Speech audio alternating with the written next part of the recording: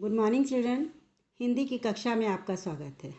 आशा ही नहीं, पूर्ण विश्वास है कि आप लोग भली प्रकार स्वस्थ होंगे और अपना अध्ययन कर रहे होंगे। बच्चों, हिंदी में आज हम अपनी पाठ्य पुस्तक क्षितिज के काव्यखंड का अध्ययन करेंगे। काव्यखंड में पाठ 12 है, कैदी और कोकिला। इस पाठ के कवि हैं माखनलाल चतुर्वेदी। पाठ को आरंभ करने से पहले हम कवि का जीवन परिचय संक्षिप्त में जानते हैं। हिंदी साहित्य के प्रतिनिधि कवि माखनलाल चतुर्वेदी का जन्म 1889 ईस्वी में मध्य प्रदेश के होशंगाबाद जिले के बावई गांव में हुआ था।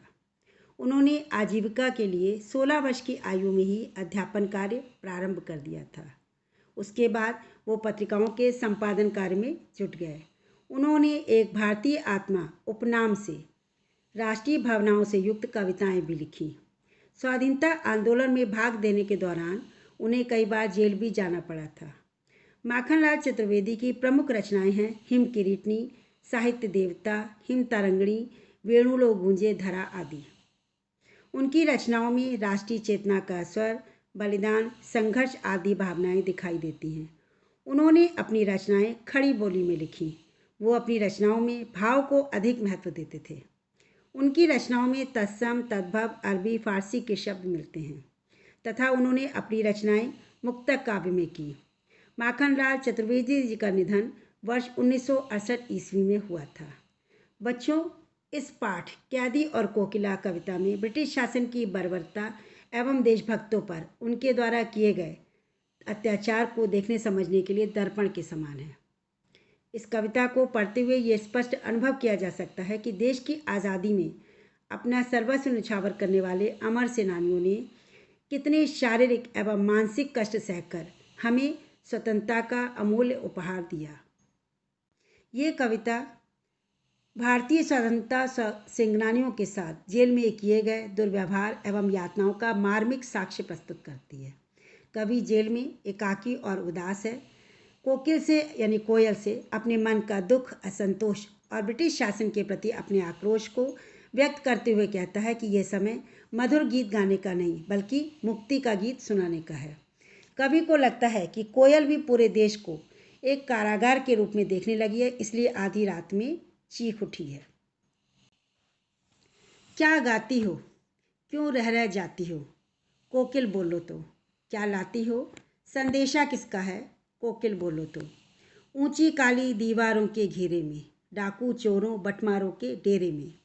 जीने को देते नहीं पेट भर खाना, मरने भी देते नहीं तड़प रह जाना।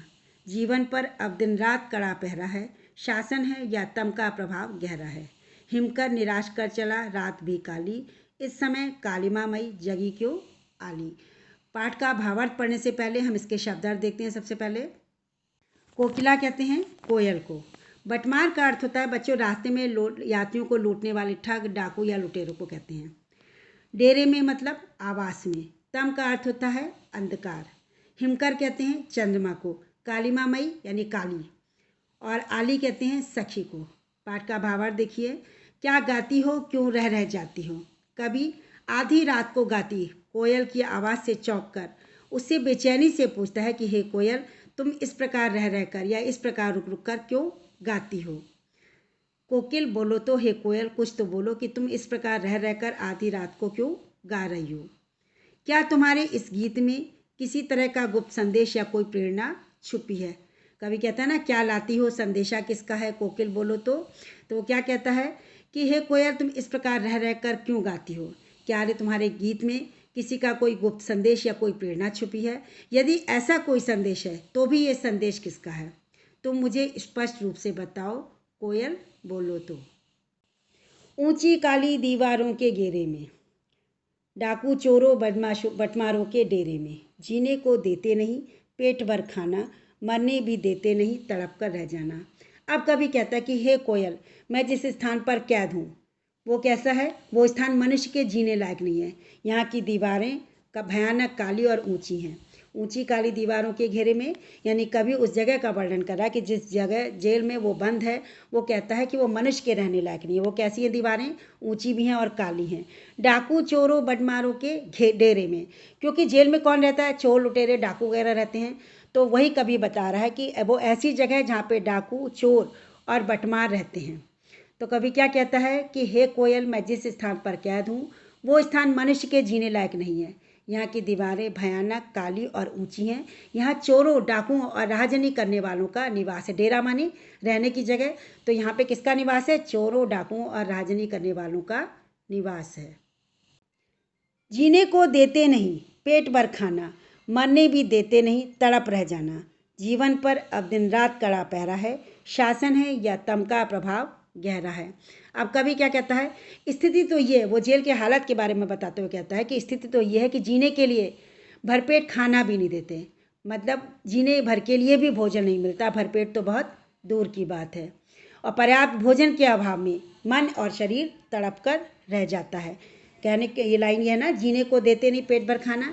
तो अंग्रेजी शासन के लोग यानी जेल के जो अधिकारी थे वो भरपेट खाना भी नहीं देते थे, मरने भी देते नहीं तड़प कर रह जाना। और मरने भी नहीं देते हैं, आदमी क्या होता है फिर तड़प कर वहाँ पर रह जाता है।